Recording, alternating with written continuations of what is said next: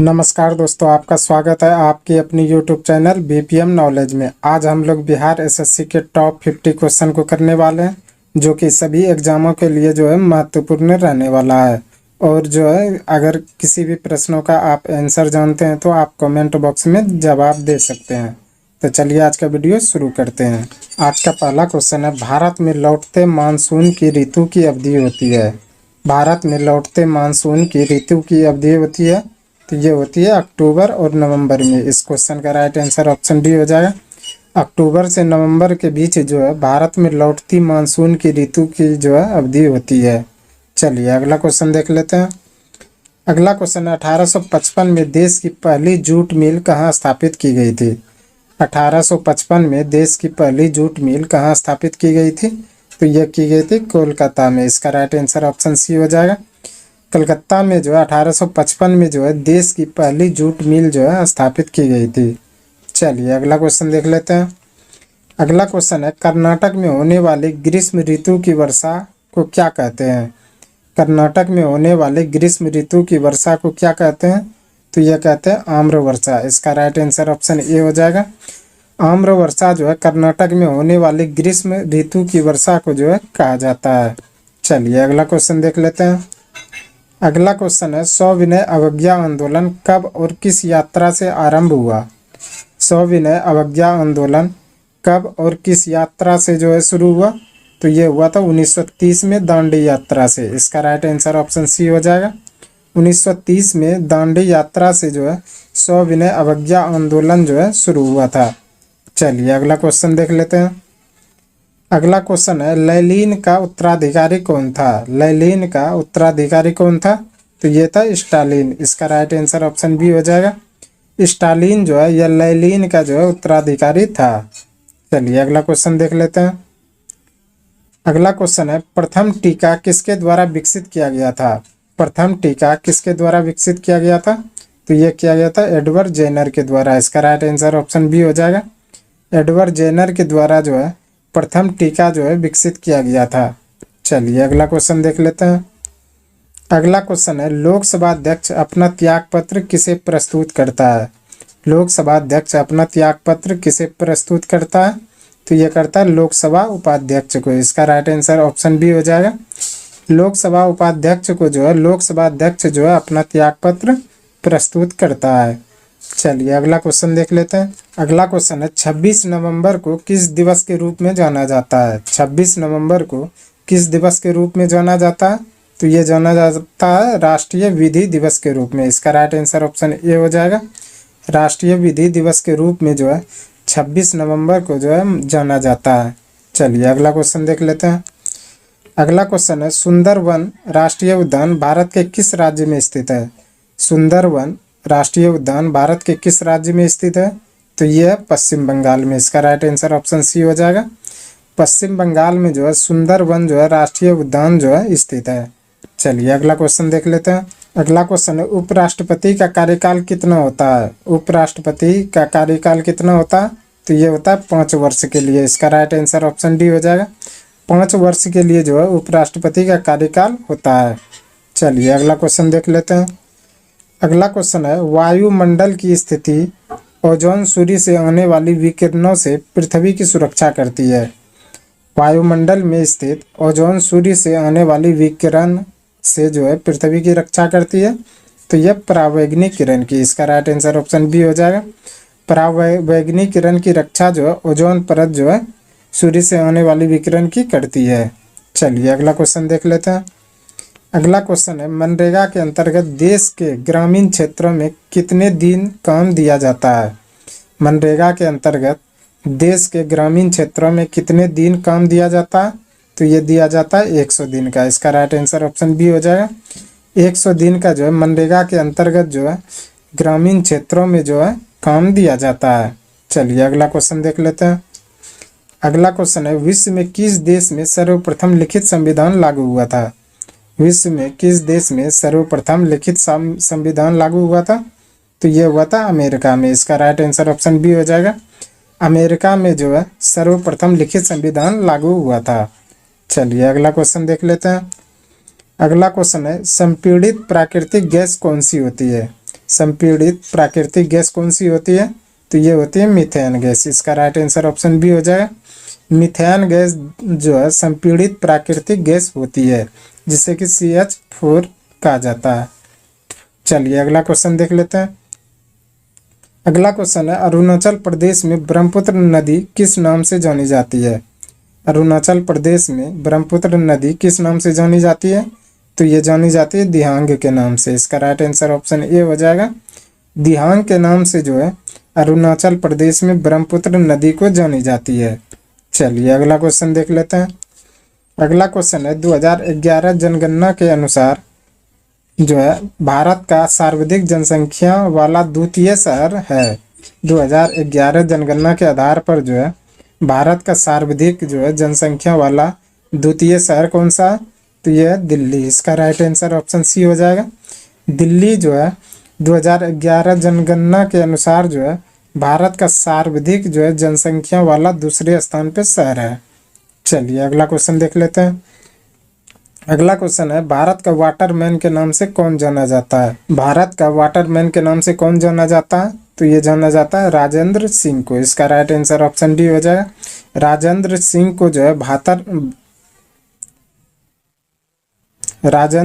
को जो है भारत का वाटरमैन के नाम से जाना जाता है। चलिए अगला क्वेश्चन देख लेते हैं। अगला क्वेश्चन है, किस उत्पाद के लिए हॉलमार्क का उपयोग होता है? किस उत्पाद के लिए हॉलमार्क का उपयोग होता है? तो ये होता है ज्वेलरी के लिए। इसका राइट आंसर ऑप्शन बी हो जाएगा। ज्वेलरी के लिए जो है हॉलमार्क का जो है उपयोग होता है। चलिए अगला क्वेश्चन देख लेते हैं। अगला क्वेश्चन है, एक अधातु जो कमरे के तापमान पर द्रव के रूप में मिलती है। एक अधातु जो कमरे के तापमान पर जो है द्रव के रूप में मिलती है, तो ये मिलती है ब्रोन। इसका राइट आंसर ऑप्शन डी हो जाएगा। ब्रोन जो है यह एक धातु है जो कि कमरे के तापमान पर जो है द्रव के रूप में मिलती है। चलिए अगला क्वेश्चन देख लेते हैं। अगला क्वेश्चन है, किस पादप की पत्तियां बीड़ी बनाने के उपयोग में आती है? किस पादप की पत्तियां जो है बीड़ी बनाने के उपयोग में आती है? तो यह तेंदू की पत्ती। इसका राइट आंसर ऑप्शन डी हो जाएगा। तेंदू की पत्ती जो है बीड़ी बनाने के उपयोग में जो है किया जाता है। चलिए अगला क्वेश्चन देख लेते हैं। अगला क्वेश्चन है, निम्नलिखित में से किस स्थान पर भारत में सर्वाधिक वर्षा दर्ज की गई है? निम्नलिखित में से किस स्थान पर भारत में सर्वाधिक वर्षा जो है दर्ज की गई है? तो यह मासिन राम में। इसका राइट आंसर ऑप्शन ए हो जाएगा। मासिन राम में जो है यह भारत में जो है सर्वाधिक वर्षा जो है दर्ज की गई है। चलिए अगला क्वेश्चन देख लेते हैं। अगला क्वेश्चन है, मेरू रज्जु को किसके द्वारा सुरक्षा प्रदान की जाती है? मेरू रज्जु को जो है किसके द्वारा जो है सुरक्षा प्रदान की जाती है? तो यह केसुरुक द्वारा। इसका राइट आंसर ऑप्शन ए हो जाएगा। केसुरुक दंड द्वारा जो है मेरू रज्जु को जो है सुरक्षा प्रदान की जाती है। चलिए अगला क्वेश्चन देख लेते हैं। अगला क्वेश्चन है, खरीफ की कौन सी फसल जो है पशुओं के चारे के रूप में उपयोग ली जाती है? खरीफ की कौन सी फसल जो है पशुओं के चारे के रूप में उपयोग ली जाती है? तो ये ज्वार व बाजरा। इसका राइट आंसर ऑप्शन सी हो जाएगा। ज्वार व बाजरा जो है खरीफ की फसल है और यह पशुओं के चारे के रूप में जो है उपयोग ली जाती है। चलिए अगला क्वेश्चन देख लेते हैं। अगला क्वेश्चन है, निम्नलिखित में से कौन सा रासायनिक परिवर्तन नहीं है? निम्नलिखित में से कौन सा रासायनिक परिवर्तन नहीं है? तो यह उबलता हुआ पानी। इसका राइट आंसर ऑप्शन सी हो जाएगा। उबलता हुआ पानी जो है यह रासायनिक परिवर्तन नहीं है। चलिए अगला क्वेश्चन देख लेते हैं। अगला क्वेश्चन है, भारत सरकार का प्रथम लीगल ऑफिसर कौन होता है? भारत सरकार का प्रथम लीगल ऑफिसर कौन होता है? तो ये होता है भारत का महान्यायवादी। इसका राइट आंसर ऑप्शन सी हो जाएगा। भारत का महान्यायवादी जो है भारत सरकार का प्रथम जो है लीगल ऑफिसर होता है। अगला क्वेश्चन है, पीत कहाँ जमा होता है? पीत जो है कहाँ जमा होता है? तो ये पित्राशय में जमा होता है। इसका राइट आंसर ऑप्शन सी हो जाएगा। पीत जो है पित्राशय में जमा होता है। चलिए अगला क्वेश्चन देख लेते हैं। अगला क्वेश्चन है, पेस मेकर का संबंध किससे है? पेस मेकर का संबंध किससे है? तो यह हृदय से। इसका राइट आंसर ऑप्शन डी हो जाएगा। पेस मेकर का संबंध जो है हृदय से है। चलिए अगला क्वेश्चन देख लेते हैं। अगला क्वेश्चन है, पेस मेकर का मुख्य कार्य क्या है? पेस मेकर का मुख्य कार्य क्या? तो इसका मुख्य कार्य दिल की धड़कन प्रारंभ करना। इसका राइट आंसर ऑप्शन सी हो जाएगा। दिल की धड़कन प्रारंभ करना यह पेस मेकर का जो है मुख्य कार्य है। चलिए अगला क्वेश्चन देख लेते हैं।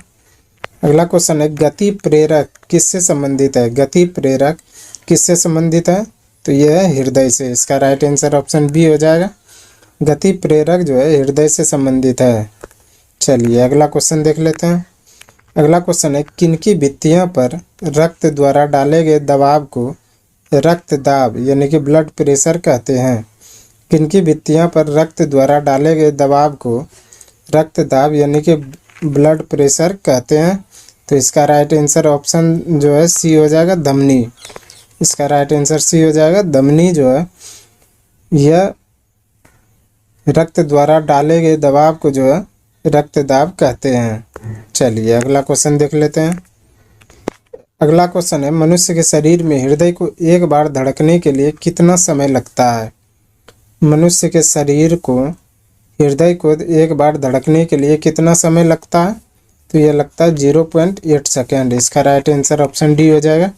0.8 सेकेंड जो है यह मनुष्य के शरीर में हृदय को जो है एक बार धड़कने के लिए जो है समय लगता है। चलिए अगला क्वेश्चन देख लेते हैं। अगला क्वेश्चन है स्वस्थ मनुष्य में प्रति मिनट हृदय स्पंदन होता है? स्वस्थ मनुष्य में प्रति मिनट हृदय स्पंदन होता है? तो ये होता है 72 बार। इसका राइट आंसर ऑप्शन सी हो जाएगा। 72 बार जो है स्वस्थ मनुष्य में जो है प्रति मिनट हृदय स्पंदन होता है। चलिए अगला क्वेश्चन देख लेते हैं।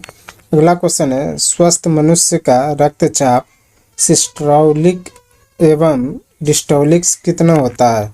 स्वस्थ मनुष्य का रक्तचाप सिस्टोलिक व डायस्टोलिक जो है कितना होता है?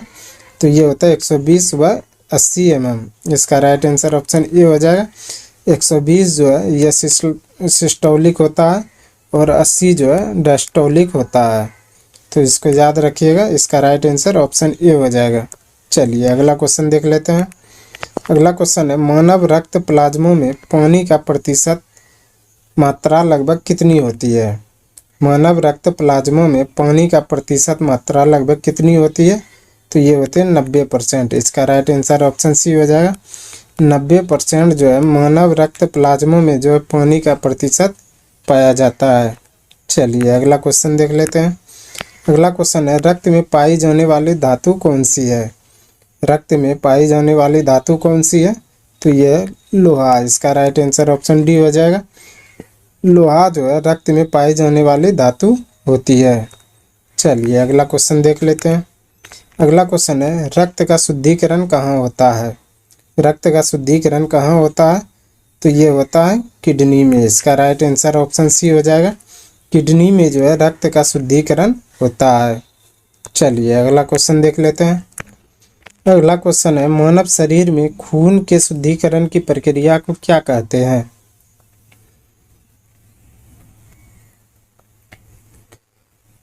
मानव शरीर में खून के शुद्धिकरण की प्रक्रिया को क्या कहते हैं?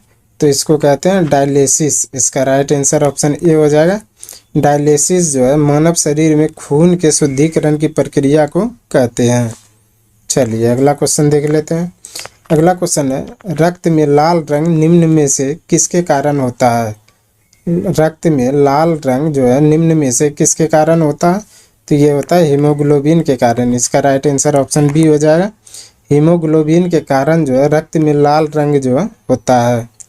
चलिए अगला क्वेश्चन देख लेते हैं। अगला क्वेश्चन है शरीर में हीमोग्लोबिन का मुख्य कार्य क्या है? शरीर में हीमोग्लोबिन का मुख्य कार्य क्या है? तो इसका मुख्य कार्य होता है ऑक्सीजन का परिवहन। इसका राइट आंसर ऑप्शन ए हो जाएगा। ऑक्सीजन का परिवहन जो है शरीर में हीमोग्लोबिन का जो है मुख्य कार्य होता है। चलिए अगला क्वेश्चन देख लेते हैं। अगला क्वेश्चन है हीमोग्लोबिन किसका महत्वपूर्ण घटक है? हीमोग्लोबिन किसका महत्वपूर्ण घटक है? तो यह आरबीसी का। इसका राइट आंसर ऑप्शन ए हो जाएगा। आरबीसी का जो है हीमोग्लोबिन जो है महत्वपूर्ण घटक है। चलिए अगला क्वेश्चन देख लेते हैं। अगला क्वेश्चन है निम्नलिखित में से किसकी सहायता से रक्त द्वारा ऑक्सीजन ले जाया जाता है? निम्नलिखित में से किसकी सहायता से जो है रक्त द्वारा ऑक्सीजन ले जाया जाता है? तो ये ले जाया जाता लोहित कोशिकाएं द्वारा। इसका राइट आंसर ऑप्शन ए हो जाएगा। लोहित कोशिकाएं द्वारा जो है रक्त द्वारा जो है ऑक्सीजन ले जाया जाता है। चलिए अगला क्वेश्चन देख लेते हैं। मानव शरीर में भीतर खून निम्न में से किसकी उपस्थिति के कारण नहीं जमता है? मानव शरीर में भीतर खून में निम्न में से किसकी उपस्थिति के कारण नहीं जमता है? तो ये नहीं जमता हेपेरिन के कारण। इसका राइट आंसर ऑप्शन बी हो जाएगा। हेपेरिन के कारण जो है मानव शरीर में जो है खून नहीं जमता है। चलिए अगला क्वेश्चन देख लेते हैं। अगला क्वेश्चन है, रुधिर से प्लाज्मा में किसके द्वारा एंटीबॉडी निर्मित होती है? रुधिर से प्लाज्मा में किसके द्वारा जो है एंटीबॉडी निर्मित होती है? तो ये होते हैं लिम्फोसाइट के द्वारा। इसका राइट आंसर ऑप्शन बी हो जाएगा। लिम्फोसाइट के कारण जो है रुधिर से प्लाज्मा में जो है एंटीबॉडी का निर्माण होता है। चलिए अगला क्वेश्चन देख लेते हैं। अगला क्वेश्चन, लाल रक्त कणिकाएं यानी कि आरबीसी कहाँ उत्पन्न होते हैं? लाल रक्त कणिकाएं आरबीसी कहाँ उत्पन्न होते हैं? तो ये होते हैं अस्थि मज्जा में। इसका राइट आंसर ऑप्शन डी हो जाएगा। अस्थि मज्जा में जो है आरबीसी जो है उत्पन्न होते हैं। चलिए अगला क्वेश्चन देख लेते हैं। अगला क्वेश्चन है, जीव विज्ञान शब्द का प्रयोग सर्वप्रथम किसने किया था? जीव विज्ञान शब्द का प्रयोग सर्वप्रथम किसने किया था? तो ये किया था लेमार्क तथा ट्रेविरेंस ने। इसका राइट आंसर ऑप्शन डी हो जाएगा। लेमार्क तथा ट्रेविरेंस ने जो है जीव विज्ञान शब्द का जो है सर्वप्रथम जो है प्रयोग किया था। चलिए अगला क्वेश्चन देख लेते हैं। अगला क्वेश्चन है, जीव विज्ञान का जनक के नाम से किसे जाना जाता है? जीव विज्ञान के जनक के नाम से किसे जाना जाता है? तो ये जाना जाता है अरस्तु को। इसका राइट आंसर ऑप्शन ए हो जाएगा। अरस्तु को जो है जीव विज्ञान के जनक यानी फादर ऑफ बायोलॉजी के नाम से जाना जाता है। चलिए अगला क्वेश्चन देख लेते हैं। अगला क्वेश्चन है, चिकित्सा शास्त्र का जनक किसे कहा जाता है? चिकित्सा शास्त्र का जनक किसे कहा जाता है? तो ये कहा जाता है हिप्पोक्रेटस को। इसका राइट आंसर ऑप्शन सी हो जाएगा। हिप्पोक्रेटस को जो है यह चिकित्सा शास्त्र का जनक कहा जाता है। चलिए अगला क्वेश्चन देख लेते हैं। अगला क्वेश्चन है, बॉटनी शब्द की उत्पत्ति किस भाषा से हुई थी है? बॉटनी शब्द की उत्पत्ति किस भाषा के शब्द से हुई है? तो ये हुए ग्रीक भाषा से। इसका राइट आंसर ऑप्शन डी हो जाएगा। ग्रीक भाषा जो है इससे जो है बॉटनी शब्द की जो है उत्पत्ति हुई है। चलिए अगला क्वेश्चन देख लेते हैं। अगला क्वेश्चन है, फाइकोलॉजी में किसका अध्ययन किया जाता है? फाइकोलॉजी में किसका अध्ययन किया जाता है? तो ये किया जाता है शैवालों का अध्ययन। इसका राइट आंसर ऑप्शन ए हो जाएगा। शैवालों का अध्ययन जो है यह फाइकोलॉजी कहलाता है। चलिए अगला क्वेश्चन देख लेते हैं। अगला क्वेश्चन है, पर्यावरण का अध्ययन जीव विज्ञान की किस शाखा के अंतर्गत किया जाता है? पर्यावरण का अध्ययन जीव विज्ञान की किस शाखा के अंतर्गत किया जाता है? तो यह किया जाता है पारिस्थितिकी, इकोलॉजी। इसका राइट आंसर ऑप्शन सी हो जाएगा। पारिस्थितिकी के अंतर्गत जो है या पर्यावरण का अध्ययन जो है जीव विज्ञान के जो है शाखा में किया जाता है। आज के लिए बस इतना ही। हमें उम्मीद है कि ये वीडियो आपको पसंद आया होगा। अगर पसंद आया तो प्लीज़ लाइक कमेंट शेयर और चैनल को सब्सक्राइब जरूर करें। धन्यवाद।